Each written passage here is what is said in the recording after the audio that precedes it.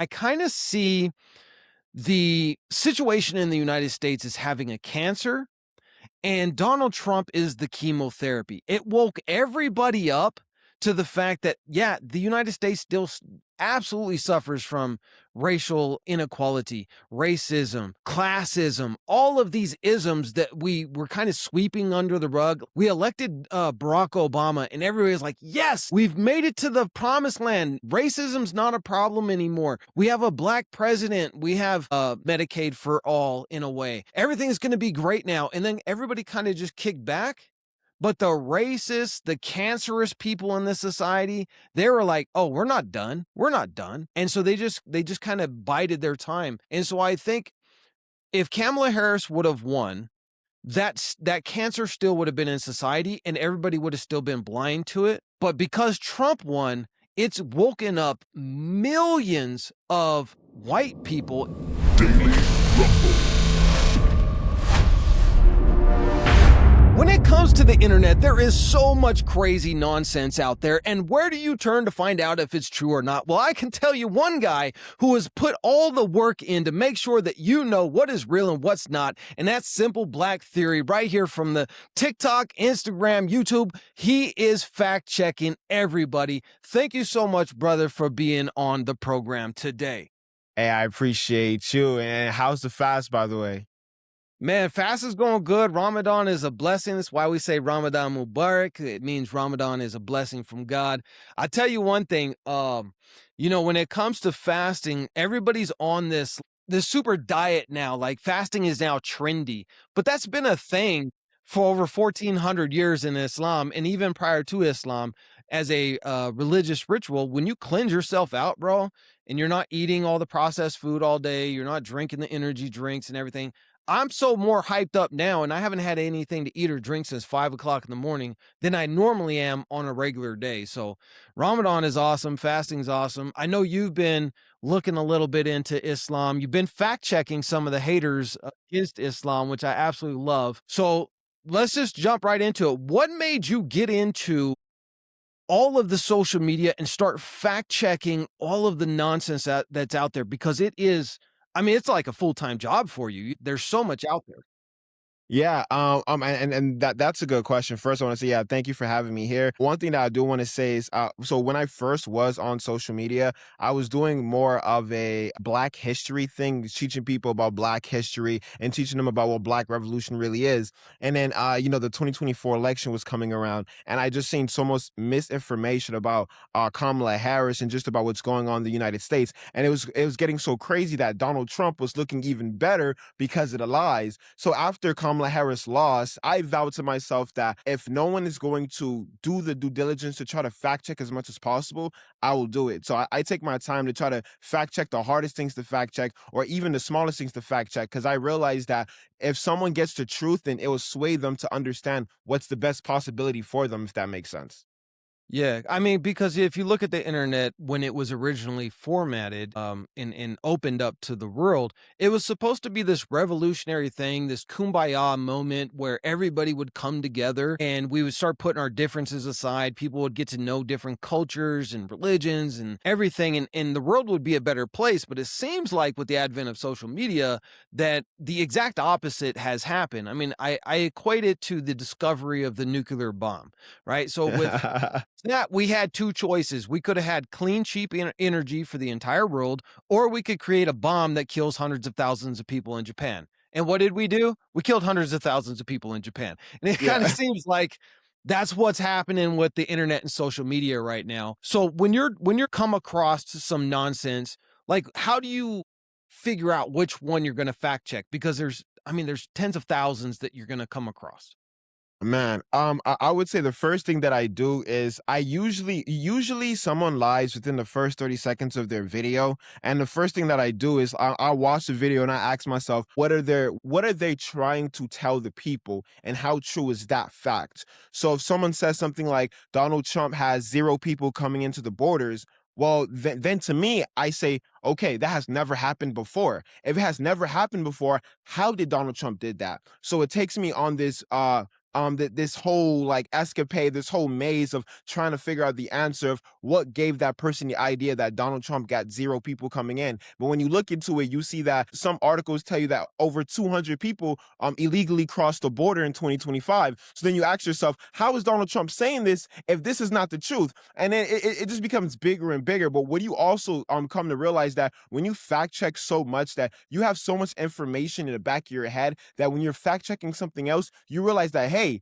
this connects to this, so I can connect this and realize that this is even more of a lie. And I think that's what makes it so much different than just fact checking, is that I can connect multiple things and show people that if these things are the truth, and the truth doesn't place well with what they're saying, then what they're saying must be a lie. And that's the goal that I try to do. I try to make it not complicated. So I don't know if that makes sense in Yeah. general.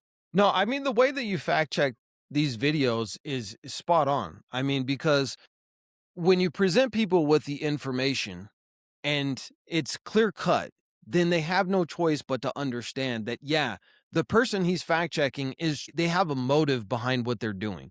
They're clearly trying to dissuade or to sway me over to their argument, even though their argument is false. I know that you had just fact checked somebody who was talking about the Quran in a chapter out of the Quran about, killing everybody, etc. And I was just in a little debate on my DMs with somebody who's trying to tell me stuff about the Quran. And I'm like, well, first of all, bro, I read the Quran in Arabic. I'm fluent in Arabic. So before we have a debate about the Quran, how much Arabic do you know? Oh, I don't know any. Okay, well, it's kind of hard for me to debate somebody who's not on the same level, but let me give you a quick little breakdown on a level that you can understand. And I broke it down for him. I could cherry pick the Bible. I could cherry pick the Old Testament, the Torah. I could cherry pick any religious text, and I could make it look like the most evil thing in the world. But would that be an honest discourse? No. And see, sorry, because what you're saying is pure facts, and that's what I learned about fact checking. I realized that the only person that's able to tell you what's fact is the person that actually read the actual thing that we're talking about. So when it comes to like the SAVE Act, I've actually read the SAVE Act. The SAVE Act is not that long, but once you read the SAVE Act and anyone has something to say, well, because I know this for a fact, there's no way you can debunk this. So that's what I try to do as well. I try to read, like, every time someone mentions something, if it comes from an article, if it's coming from a document, I'm reading that document. Sometimes the document may be 10 pages long. What's great about it is that most of these documents may have footnotes. Most of the times that these people are mentioning something, I will highlight something I will use Google. I'll highlight that word that someone mentions, and I will find how many times that word has been in that document, and I'll read every time that word has been up there, because I'm trying to find if that lie is present. So that's one thing that I realize when it comes to fact checking. If you actually read the actual thing that people are talking about, 9 times out of 10, you will find the lies effortlessly. And that's what I've been doing, which is the easiest thing. Look at Project 2025 and how many people within the MAGA movement had never actually read that. And I kind of lean more on the conservative scale myself. I'm liberal in a lot of things, but I'm also conservative socially. And I grew up around conservatives. I know conservatives. I know how they think. And to me, to have Project 2025, which is going to greatly erode individual freedoms, a true conservative would just lose their mind over that, and they would think it's some far left ideology to strip them of their liberties. And that's exactly what's happening. But because they packaged it with Donald Trump, and then all of the MAGA just gullibly just accepted whatever Trump says without actually reading these documents with a critical mindset, we are running into a potential fascist dictatorial government. I mean, I just posted a story yesterday of Donald Trump is getting ready to sign an executive order forcing proof of citizenship to access your own money in your own bank account. That's like the most unconstitutional thing ever. And yet MAGA's in support of it. They're like, well, I don't have a problem with that. Okay, you don't have a problem with it today, but what if there's an emergency and you need to take out some cash and you didn't bring your passport to do it? And that's what's crazy, that people are not realizing that we're moving into a place where freedom is no longer going to be real. Like now we're having surveillance cameras that can identify your face, surveillance cameras that can identify your walking. These things are a real thing, and Donald Trump is pushing it more and more, which is why he's pushing AI so much, because he knows that AI can do tremendous work when it comes to surveillancing the people. And that's what's scary. That's what's scary. That's a scary thought to me, is that Donald Trump is not even lightly trying to push these things, is that he's effortlessly just telling you these things. Like yesterday, he told you in the State of the Union that he wants voter ID. He wants to find ways to identify you as easy as possible, because a thumbprint don't matter no more. Now he wants to be able to scan your face and be like, I know this person. I mean, I think at one point he said that he's gonna pave through Instagram to see who's talking shit about ICE, and then you're gonna be on the hit list. So at this point, we're moving more to authoritarian more than ever. But the right doesn't peep that. The reason why is because the right has done such a great job at trying to what's what I'm looking for, dress up an ugly thing. The thing is, Project 2025 has been happening since the beginning. Now they're working on Project 2028. We just had Project 2020 4 years ago. They create these new things every election, and the reason why is because they know that they have to set it up. Project 2025, in my opinion, was a success. What Donald Trump tried to do was successful. Stephen Miller did what he had to do, and he cleared it. He told us exactly what he wanted to tell us, and what we did? Nothing. We allowed it to happen. This is why he's able to do what he wants to do. Yeah. I mean, you have, so for example, with ICE has been around before Donald Trump. Biden used ICE to deport people. Obama used ICE to deport people. This is not a new thing. What is new is the wild, wild west nature of this organization, this agency, because basically Stephen Miller told them on national TV, you don't have to worry about it. You have blanket immunity. You can kill whoever you want, do whatever you want, In your and we're face. not going to do anything about it. We will protect you. And that's exactly what has happened so far in every single one of these shootings and murders that ICE has committed against Yeah. citizens as well as non-citizens, because we forget about the non-citizens who've been murdered Hmm. by ICE as well, that nothing has happened. Nothing. You're hitting the target right now when you say these things. First of all, I think over 50 people lost their lives being detained by ICE in these ICE facilities, and they're saying that we may lose over 120 people by the end of this year. So it's a scary fact. But the idea is that we need to abolish ICE. When Obama was using ICE and Americans told him that we didn't want to use it, he said, "Okay, I'm gonna put them on the shelves." And then Donald Trump took them off the shelves and used them again. This automatically shows that we can't put ICE on a shelf anymore. We can't just tell Donald Trump we don't want ICE in our streets. We want them to be at the borders. ICE needs to be gone, because the next time, in the next 10, 20, 30 years, we're going to have another president saying, I like what Donald Trump was doing. Let's do that again. Because Obama was the first one to put ICE on our streets. Let's be honest. ICE was already in our streets during the Obama administration, and Obama removed them because we didn't want them there. So now Trump is doing the same thing. So if Trump can do it again, what makes you think that if JD Vance will win 2028, he's not going to do it again, or the next president's not going to do it again? This is a scary idea that if we don't nip this in the butt now, it's going to affect our children and our children's children. I mean, I have a friend. I have a couple friends actually. One was deported to Mexico, and one was deported back to Azerbaijan. I'm sorry. I'm And sorry for that. I know it hurts. I'm sorry. no, you're good.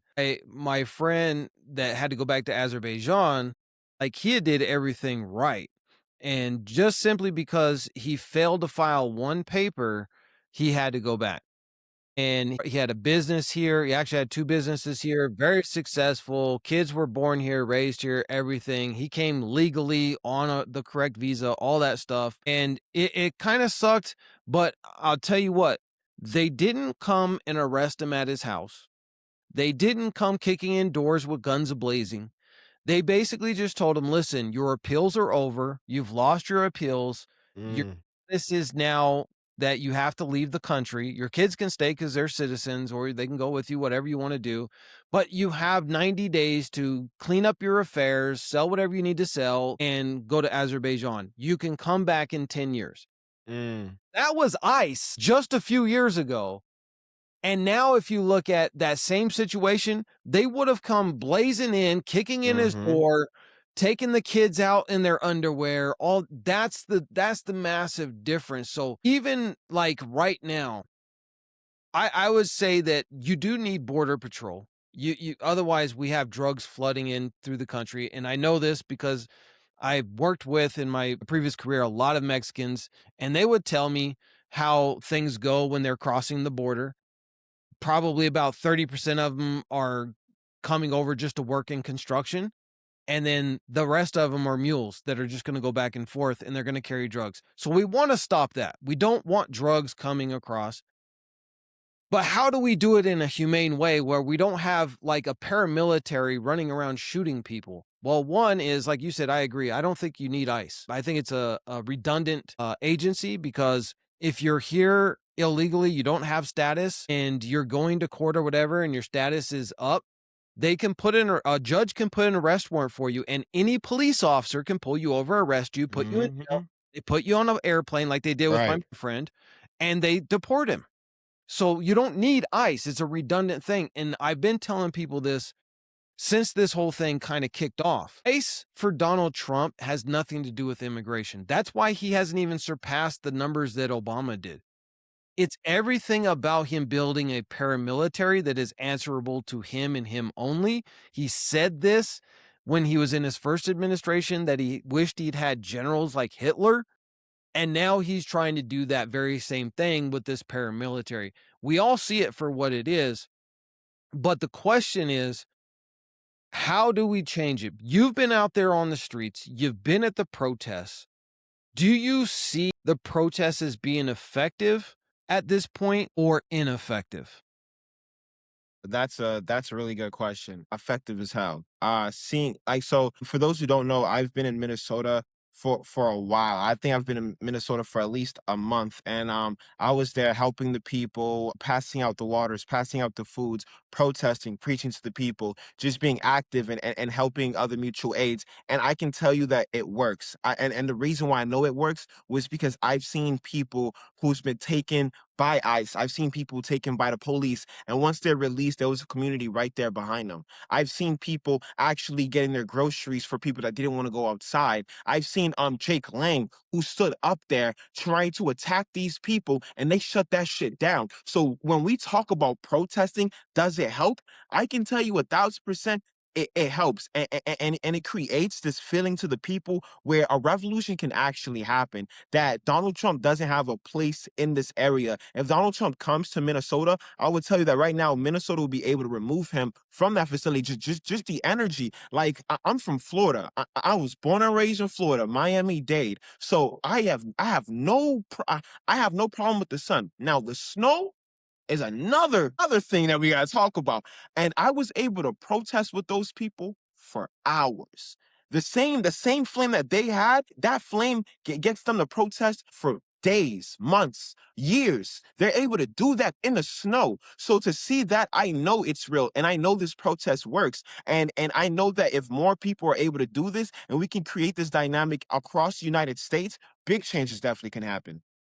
And to back up that point of what you just said, is the fact that the now former head of the Border Patrol that was running operations there has been removed. They replaced him with another guy, but ICE operations have been drastically drawn down there, and they've repositioned their ICE. So when people do say that, listen, protests don't do anything, yeah, they don't do anything day one, but that's why you need to have a prolonged protest. For example, the founding of the United States wasn't one single protest.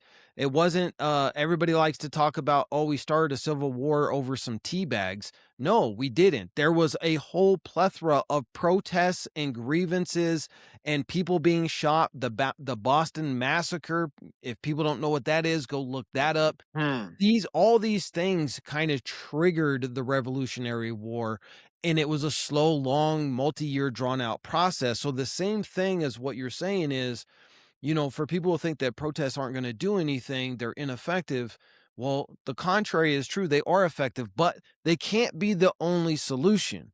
If you Right. really want change, you one have to change people's hearts and minds towards the cause. Number two, you have to put so much political pressure on the elites and the government that they're forced to make change. Perfect example is civil rights. The civil rights movement didn't happen overnight. Martin Luther King, Malcolm X, these guys didn't just pop up one day, give one speech, and then all of a sudden blacks got the right to vote. No, this was a multi-year process of people getting beat down, killed, bitten by dogs, all kinds of craziness that they had to face against the government and the elites and the white supremacists who didn't want them to have any rights.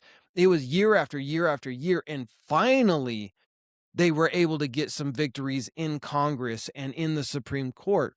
But it's a long process. And one of my favorite quotes is, democracy dies when you stop protesting. Mm-hmm. That's the end of it. You stop Facts. protesting, you think, "Hey, we've reached the promised land. Everything is great now. So we don't have to keep and hold power to account anymore." That's when it dies. And I think Mm-hmm. we're at that critical point right now where you have a good segment of the population that are okay with democracy dying. I mean, you hear them all the time saying, "I'm fine with Donald Trump being a king." Like, are you serious? Right.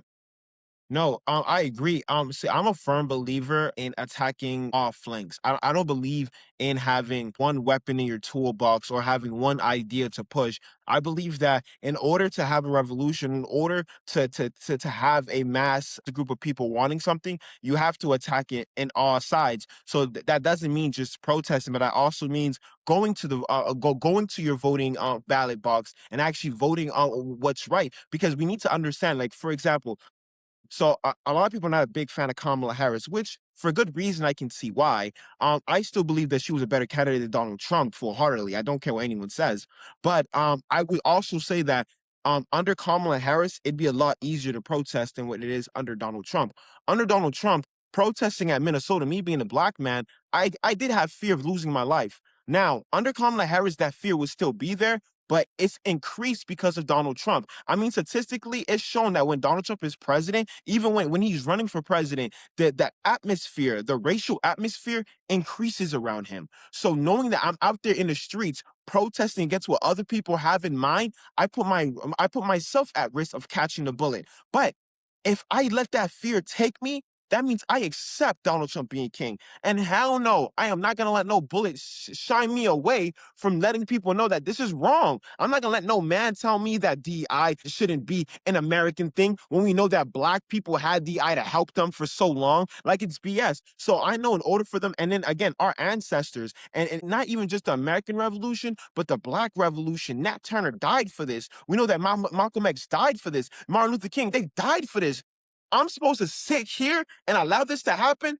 Nah, I don't want to die for this, but if it's a must, it's a must. I ain't playing one. Like, and that's the mentality I think that we all need to have when it comes to this revolution shit. Yeah. So speaking of Kamala Harris, there was some issues with her candidacy for sure. I'm of this opinion.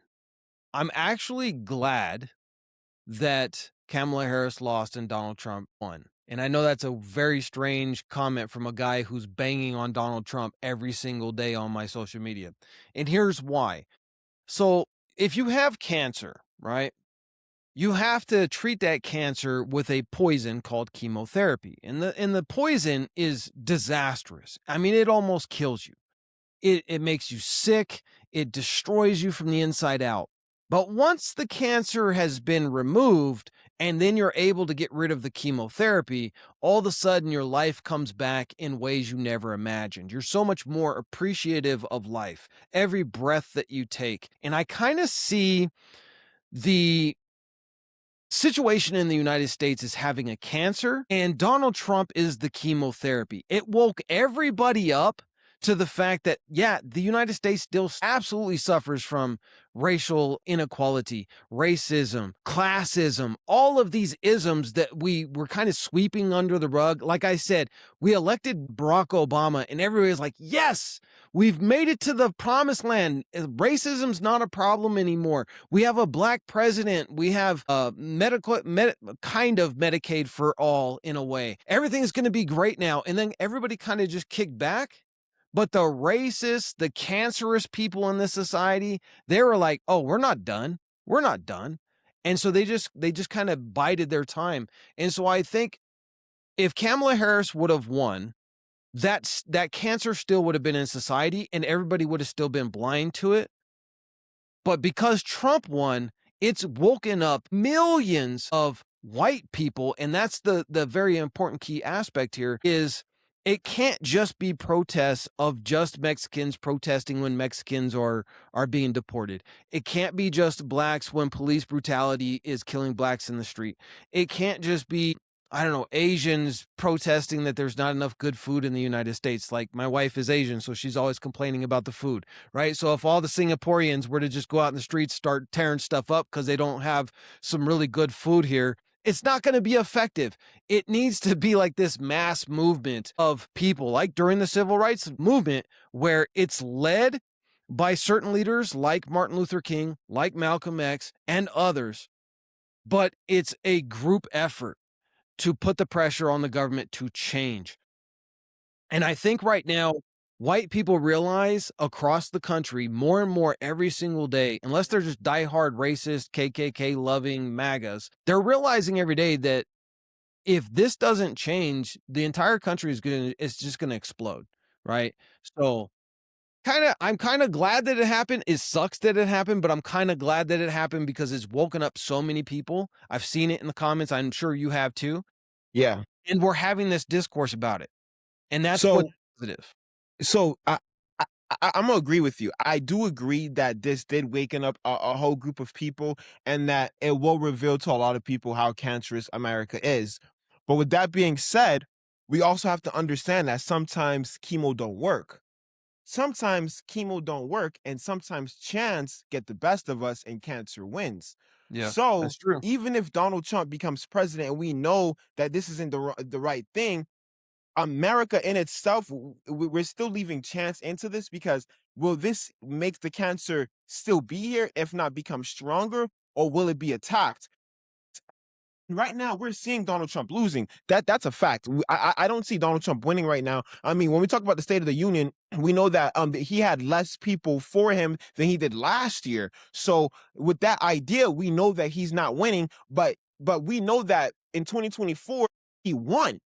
And that's the biggest reason. So now we have to understand, is he able to influence more people now, or are we able to push it? So at this point, it's about chance and how we do the work. So us having this conversation, us doing these videos, us being out there in the streets does matter. So that's why I do agree with what you're saying. And you saying that that us protesting is just one thing. We have to do multiple things. I agree with that 100%. So yeah, I agree with what you're just saying. But it's, at the end of the day, we're also leaving it to chance. Yeah. I mean, we're at a fork in the road, right? Hmm. It's that pivotal point in history where the American people, all of us, are gonna have to say, listen, white supremacy is the biggest threat. And not only just white supremacy, but Zionist white supremacy is the Right. biggest threat to the United States. And it needs to be completely washed out. It cannot be acceptable in 2026 for any of that to happen. Right. And so Facts. we have to be able to come together because I see it, I see it in my DMs, when I've talked about these things with ICE, for example, and I want to ask your opinion on this. I get these comments, don't involve black people, it's not our fight. And I'm like, but wait a minute. Because today they're doing it to these guys, tomorrow you're next. Now we actually see it. We have actual people in government saying, well, why are we just stopping with the Mexicans? How about we just start sending the black people back to Africa? Like that's Mm. becoming normalized. And if we allow that to become normalized, then there's nobody is safe. Sorry, I had a little trouble. My thing's been a little acting out, but no. And sorry, that question means a lot to me, because I've been getting that message a lot. I've been getting people telling me that black people shouldn't be on the streets. I've been telling that the 92% should be at home. There's even been people who have big followings and big podcasts who has questioned what I've been doing in Minnesota. the reason why I think that's in deaf's ear, and I don't really care to hear that, is because this is the work that we have to do. If we allow other people to do this work, then that means that we allow them to complete the work for us. And sometimes they don't understand what it means to complete the work. Let's just say that Black people aren't a part of this. Then more than likely, people are going to sit here and be like, maybe a reform ICE may work out.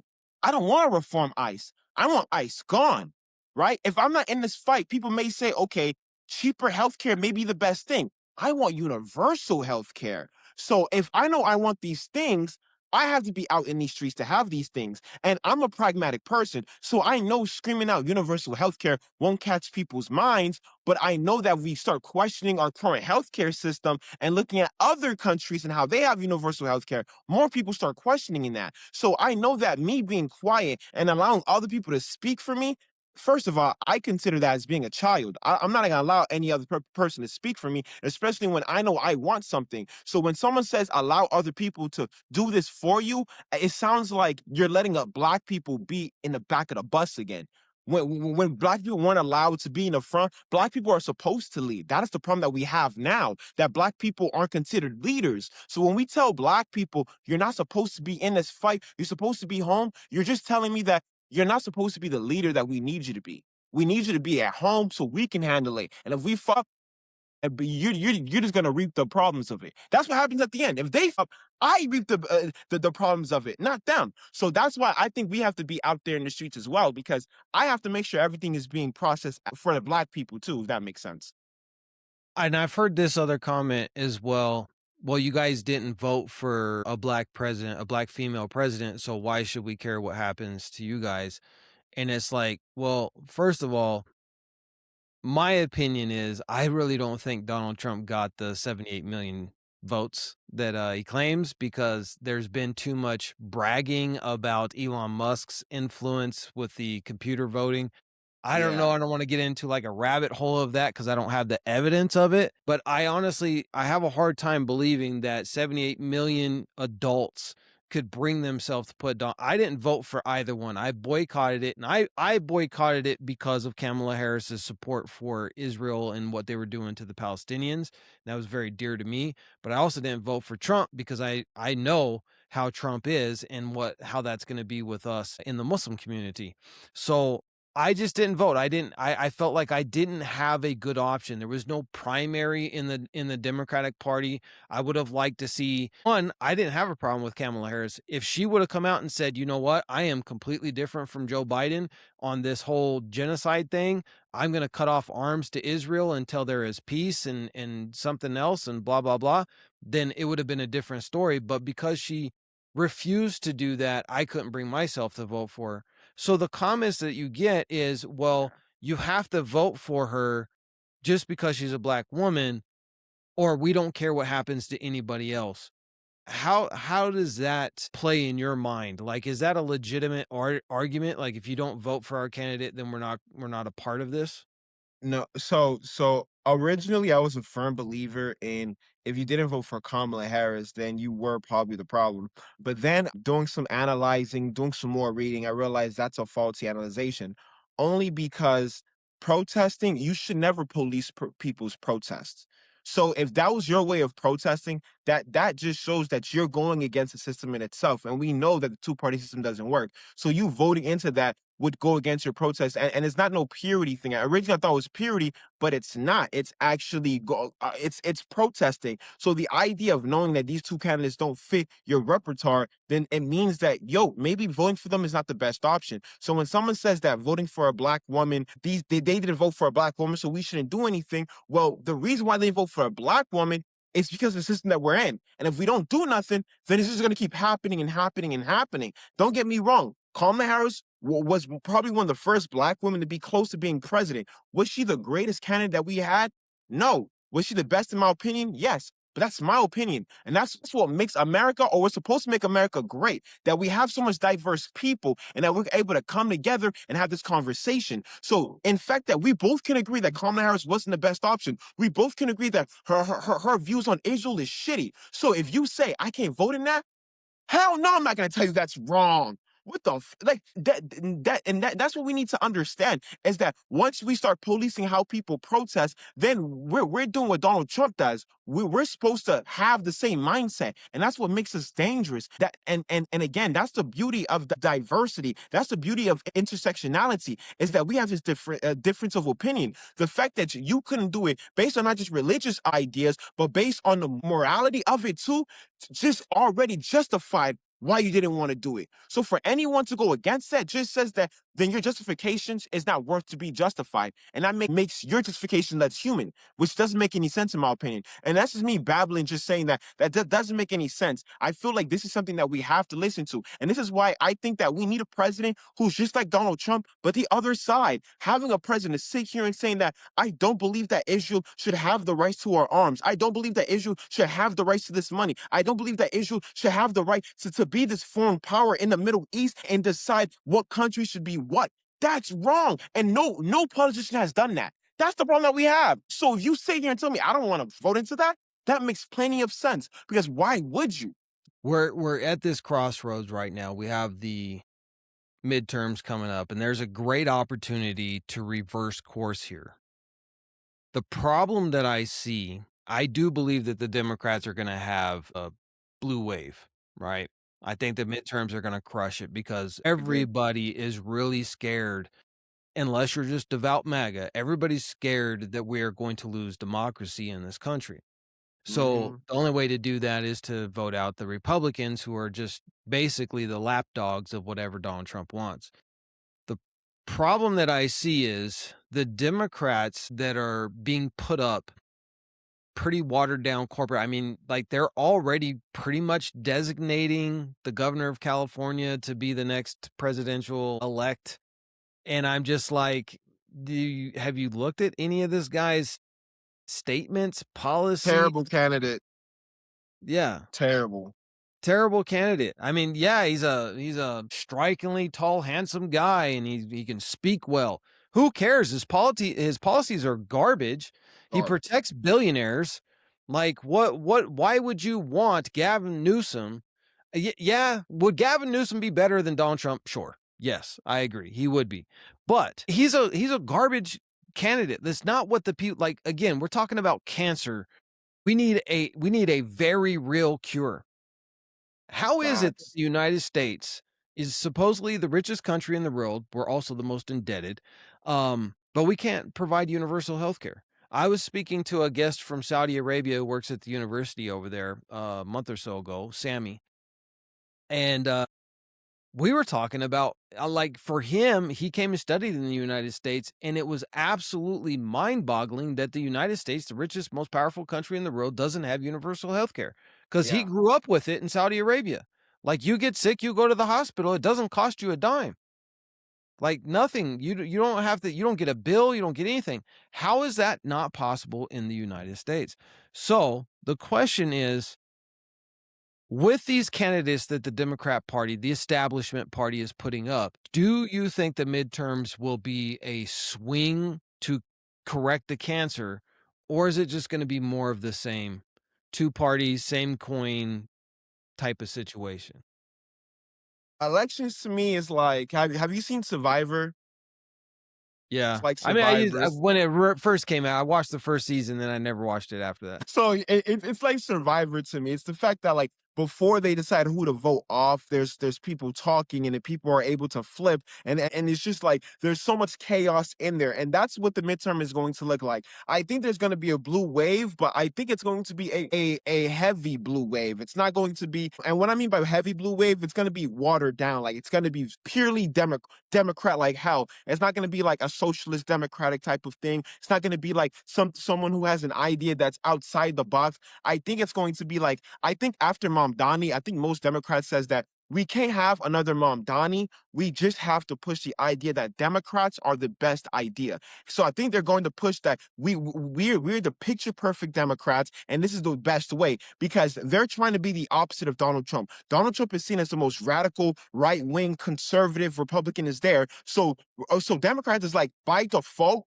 We don't have to be radical left. We just have to be left enough. And if we're left enough, that's going to give us the win, which is true. I think that's why they're going to get the win. But it's going to be a problem for us. And it's just going to make the cancer more dangerous. It's going to revert us back to the Obama administration, where people thought Obama was president, racism is done, women have equal rights, no one is struggling. But then we're having these candidates that still pro-billionaires, that is still not going to give us the things that we need. There's going to be a gap. To be honest, Gavin Newsom is no different than Kamala Harris. That's why I think that she wasn't good. To be honest, I don't think no Democratic candidate so far has a good right of mind, because they're purely focused on a Democratic mindset. And I think that's what they're pushing. I think, and this is why we're going to see a lot of them doing a lot of, what's the word I'm looking for? A lot of pump faking. Like, they're going to do dramatic, and I guarantee this year we're gonna see a lot of politicians doing so many dramatic things that doesn't mean anything. Like Cory Booker doing his filibuster.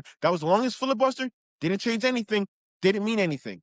We're gonna see a lot more of that. Why? Because there's re-elections happening. They want to get elected again. So they're going to do these dramatic things because they know that I'm a Democrat, I'm not a Republican, and I'm opposite of Donald Trump, and they want to vote for the safest thing. So they're going to be in a safe option. So I don't see, so to cover all this, I don't see this Democratic blue wave being the change that American wants. I do think it's going to revert us to pre-Donald Trump days. In fact, it might be a little more dangerous because Donald Trump showed us that the Constitution isn't as strong as we thought. So we might have some people being a lot more bold with their ideas, but I don't think it's going to be a revelation for us, unfortunately. Do you think Donald Trump will actually step down in 2028, or do you think he's going to try and run for a third term, completely change the Constitution, or just throw the Constitution out the window and just declare himself king?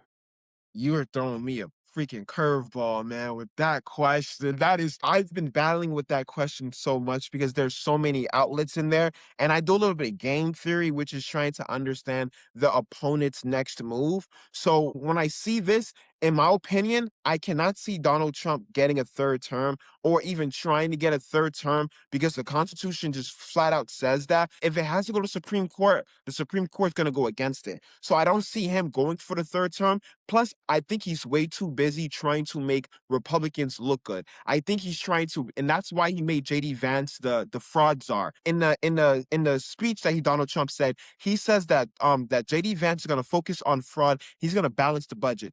That is probably the hardest thing that you can do as president, balancing the budget. And he gave it to the vice president. So I do think that he's trying to make JD Vance look like something that he isn't. So if JD Vance can do good in balancing the budget or do good in trying to stop fraud, then that means that in 2028, he has something to write on that, hey, this is what I did as vice president. So imagine what I can do as president. So I don't see Donald Trump going for the third term. I do see him boasting about it by 2028, getting people angry. But I do see him trying to make significant changes in the Constitution. Oh my God, this is why it's so hard.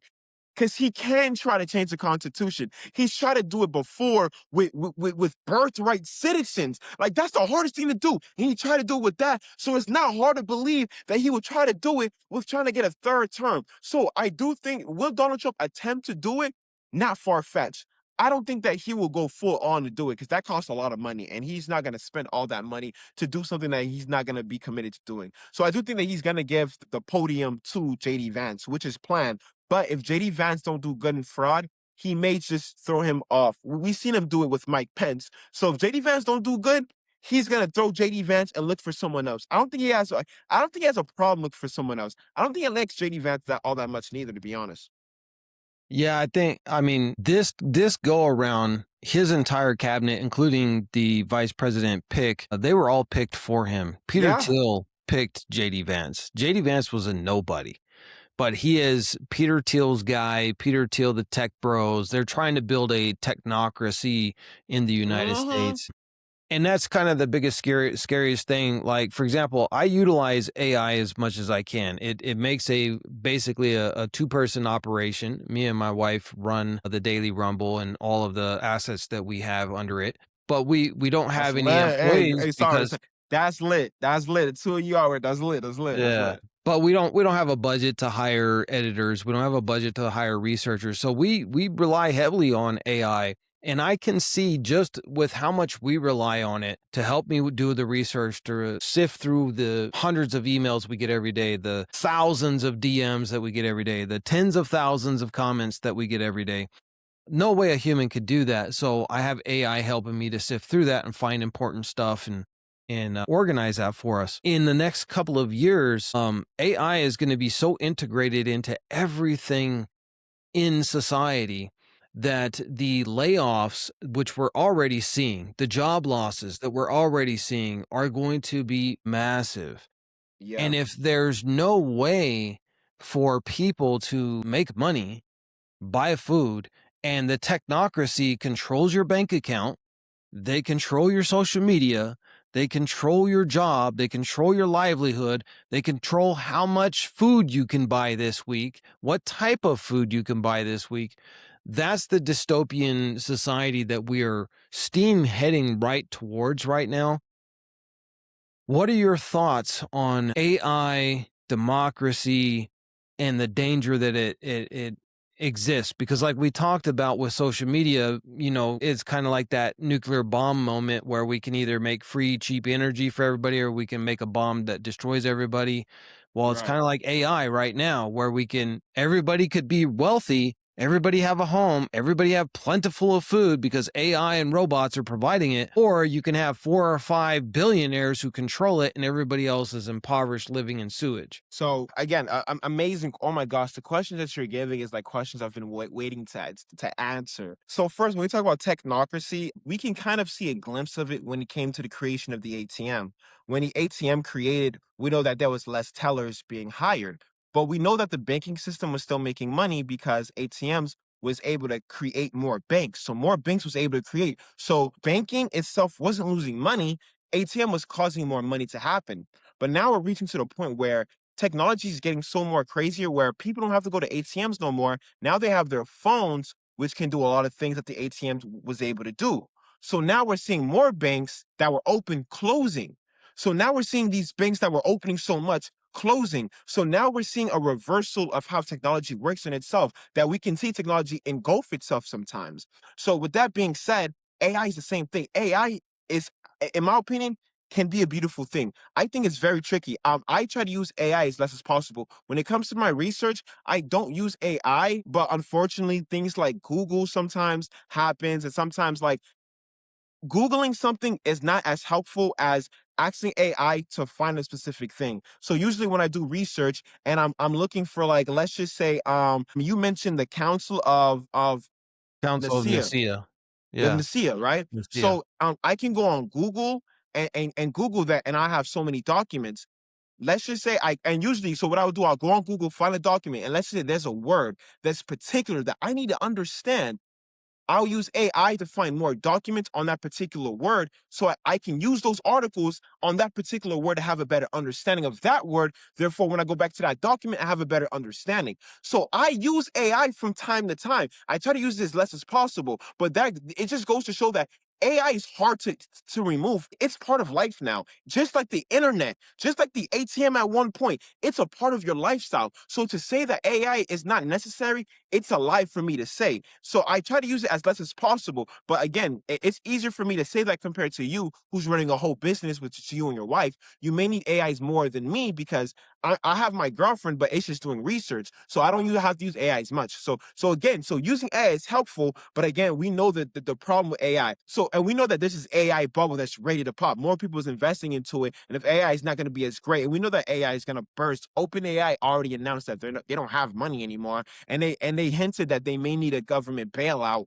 So that's some scary stuff. But for me, I do think that the lack of regulations is what's going to harm the people. Sitting here and saying that we don't need AI is a lie. AI has already been approached, and we see how advanced we are. To see how advanced AI is and say that we don't need it is regressing humanity doesn't make any sense. We now need to learn how to regulate it and how to make it more efficient for us while without hurting the global atmosphere. We're seeing that happening, and that's the dangers about humanity. We can be so innovative, but sometimes that innovative can hurt our system or hurt the world in itself.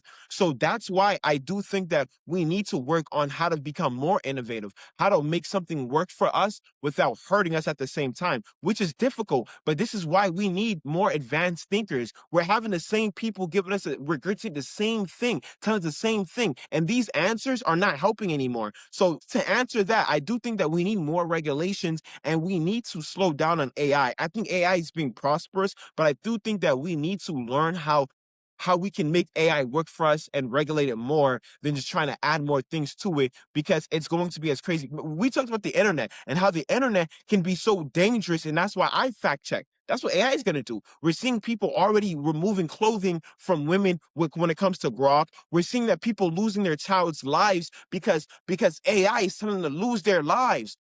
Regulations are hella important, and then we're losing water. So it's just like, okay, regulations don't sound bad. It sounds like we need it more than ever. So yes, it's a good thing, but sometimes too much of a good thing can be a bad thing. So regulations is a big preaching thing for me. Yeah. I mean, one regulation that they're trying to push right now is social media ID. So you're going to have to put in your ID and prove how old you are to make sure that you're over 16, and they're going to try and restrict it for under 16. For me, it makes sense on the head of it, right? We don't want kids looking at harmful things on social media and causing them anxiety and maybe Right. suicidal thoughts. That makes perfect sense. On the other thing is, at the same time, for shows like mine, shows like yours, where we are very critical of the government and foreign governments, now they're able to better track that. And for me, I don't have anything to hide. I know you don't have anything to hide. We're not calling Right. for any violence or destruction or crime or anything like that on our platforms. But it only takes one upset politician to make a phone call to somebody in the FBI to make your life a living hell. And the fact that you now have to Yeah. put in an ID, or they're going to try and push this law, again, I think we're just heading towards that dystopian government control and losing more of these liberties. I would say, as a parent myself, especially, I mean, my boys wasn't really that big of a deal with social media. They're not really on social media. It's not a thing for them. The girls during their teenage years, they were on Instagram a lot. And so I had to go in and me and my wife, we had to restrict them, right? You can't be on Instagram. No, you're not going to you're too young. You don't have an Instagram account. But dad, no, it's just not going to happen. Matter of fact, I need your phone. Give me your phone. I want to go through all your stuff and I'm going to take this out and I don't want to find it again. So I had to be an actual parent to Right. make sure that my girls were safe. And it panned out pretty good. My girls are well adjusted adults now. Nice. So I think there's the parental thing, like we've given up too much to the government of we'll let the government decide when they can be on social media. And at the same time, that's not the real reason why the government doesn't care about protecting kids. If they did, they would have released the Epstein files years ago and there would be Amen. dudes in jail right now. But there's not. Right. So it's not about the kids. Miss me with that. We know that that's not the reason you want this law. As a social media personality yourself, you have hundreds of thousands. I think across your social media, you're over 1 million followers, if I'm correct. Appreciate that. Yeah, yeah. Just You do millions and millions of views. I know we've done, just in the past 4 months, we've done 90 million views on the Daily Rumble across our social media. seen. So we have this reach to a lot of people. What if all of a sudden the government is able to restrict what you're allowed to say? Like, how is that going to benefit the world or America? Because, yeah, there's a lot of negative stuff, but then there's good people like you that are fact checking that negative stuff and giving the real deal. So, and you, what you said a lot of things that which has so many substance that says a lot.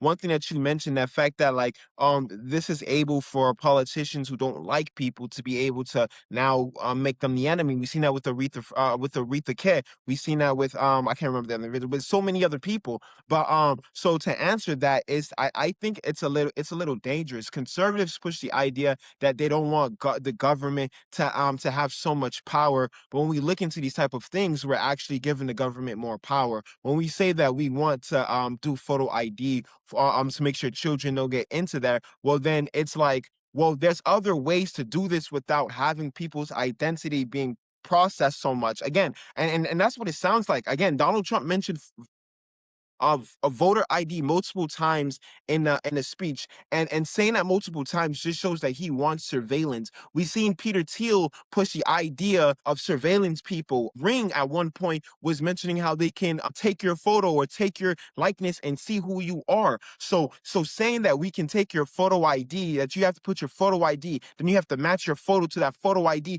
just for you to watch content is a dangerous thing, because then it's like America at one was talking about how China wants to censor people. Then it's like, okay, then what's the difference between America and China when it comes to these things? It's like, yes, I understand that we have to protect the children, but again, these problems has been here since the beginning, and the only way to bypass these problems is through the parents. It's helping the parents. It's making sure the parents have the tools to make sure that they can help the children. So instead of sitting here and saying that we need to ID everybody that's trying to watch a certain content, maybe we need to give the tools for the parents to make it easier. Technology is getting way too hard for the older generation to monitor. So yes, I know it's difficult for parents to do that. So this is why I do believe that maybe some aspects that social media needs to do better in how to make sure that certain things don't need to be out there for the children. Like and it can help. And this way it goes back to the idea of why we need more advanced people, advanced thinkers,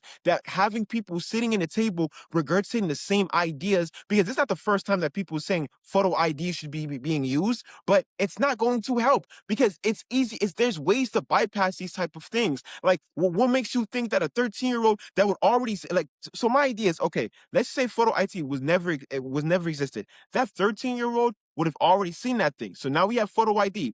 That 13-year-old can take that parent's ID and do that. Can actually ask the parent to do that. Like if the parent isn't doing the necessity to stop the person to do it without the ID, what makes you think the child isn't going to do what they want? I know I'm babbling, but one thing I want to say, how many times have your internet connection went faulty and you've been trying to watch this video multiple times that you will stay on that video until you watch the whole thing? You watch the whole thing and be like, it's not worth watching the whole thing. You were determined to watch that video. That's the same thing for a 13-year-old. You tell them they can't watch that video, they'll find ways to watch that video. They'll find ways to get that type of thing. We've seen it with alcohol. When they try to ban alcohol, we had speakeasies. So it just goes to the fact that, yeah, you can sit here and say photo ID, but it harms everybody and it's not going to fix the problem. It's just going to find other people ways to go to websites that don't have those type of things, or go to things like, so I know I'm babbling, but I don't think that's the necessary thing to do. And I think I think it harms the people more than the creator, in my opinion. Yeah, I think you're right. I mean, again, it's that total surveillance of what you're doing online. And we've seen it time and time again where the FBI is showing up at people's doorsteps because they Yup. posted a comment on Facebook that was against a politician. They've arrested people and people have gone to jail for posting things that weren't illegal, right? So now it's just, again, it's this total surveillance state. We just had an incident where I live at a local mosque. One of the leaders just had a drive-by done on him. Fortunately, he wasn't hit. I think the car was, but he was fine. And they have these flock cameras all over the city where he lives, right? And they have this blurry picture of a white Honda Civic. No license plate, no identifiable details. That's all they release to the media. You mean to tell me you have flock cameras on every single street corner in a major city, and this happened in a major city? These flock cameras have facial ID now. They have license plate ID. They have trackability, so it can track Right, everywhere that license plate has gone, all the way to the person's home, and you can't find the suspect. So don't tell me that this is about crime right. if you're not actually using it to solve any crimes. What about that Today host, the Today host whose mother has been missing for over 2 weeks now? They have footage of the person taking her, but they still can't find this person. So again, it's exactly what you said. We want to spend all this money on surveillance, but the person who kidnapped this woman's mother is still out there. Yeah. because they're not using it for that. They're not it was never about crime. It's always about building the infrastructure to completely be able to dominate the population and Mhm. subjugate them into submission. No, And facts. the fact of the matter is, you have all of these crimes happening in these major cities, and I'm not seeing a daily report of how flock cameras solved this murder or that robbery or this or that, and flock is the greatest thing ever because they're everywhere. I mean, even Right. in the smaller town that I live in, we have 4 flock cameras. Every point of entry to the town has a flock camera on it. Like, why? Like, the Right. crime rate where I 50%. live is next to nothing. Why would you even have a flock camera there? Right. Yeah, over excessive. I mean, 50% of people that lose their lives, their case go unsolved. That's crazy. We're having more technology, but we're having more cases not being solved. It sounds like the police are BSing. Yeah. Like, And I think that, as we move forward as a society, as content creators, news reporters, fact checkers like what you do, it's more important than ever that more people get their voice out there. We only started the Daily Rumble almost 5 months ago. and Like it's fire. I had a small Las Vegas Raiders. I still have a small Las Vegas Raiders channel that I occasionally post on because I'm a huge Raiders fan. But I just finally had enough. I was like, man, there's more voices that need to be heard. I'm gonna let mine because I'm really good at speaking to people and I'm not shy about stuff and I have a very strong opinion on things. Let me do it. And the success of it has been crazy. Nearly 600,000 followers so far, 90 That's million crazy. views. I've seen it.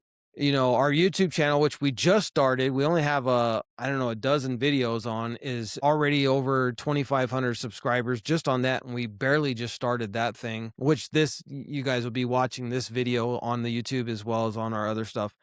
And I just want to say that this isn't because I'm special or I'm talented. It's because I care about this country, I care about this world, and I care about people. So if you do too, don't be shy. Get on social media and use it what it's for. Say something good, say something factual, because if you don't, my boy over here is gonna fact check you. But get your word out there and join the chorus of people because I don't think it's too late for us. I think we're at that crossroads. And if we don't do something within the next 12 to 18 months to correct course here, it will be too late. But I think we have the perfect opportunity. I think guys like you out there doing what you do, what I'm doing, and what so many other wonderful people are doing, come and join us. Come and join us. So if you're watching this and you've been on the fence about jumping on social media and speaking out for truth, just do it. Hop on. No, big facts. We need Well, more guys, soldiers. I want to thank you for watching this video, and I want you to go and check out my man Ohaji here, also known as Simple Black Theory on all of his social medias. I'll link them in the description of this video if you want to go and subscribe to him. We'll also be doing some more collaborations together on our social medias. Fantastic job, fantastic guest. Thank you so much, brother, for coming today. Thank you. I'm so happy to be here, to be honest. Absolutely. Anytime, you're always welcome back. We're definitely gonna hook up. We're gonna be doing some panels here in the near future with some of the guests as we continue to grow out the YouTube channel. So if you haven't hit that subscribe yet and you don't want to miss out on some really good conversations, make sure you hit that subscribe button and we'll see you guys in the next video. Stay safe, stay free.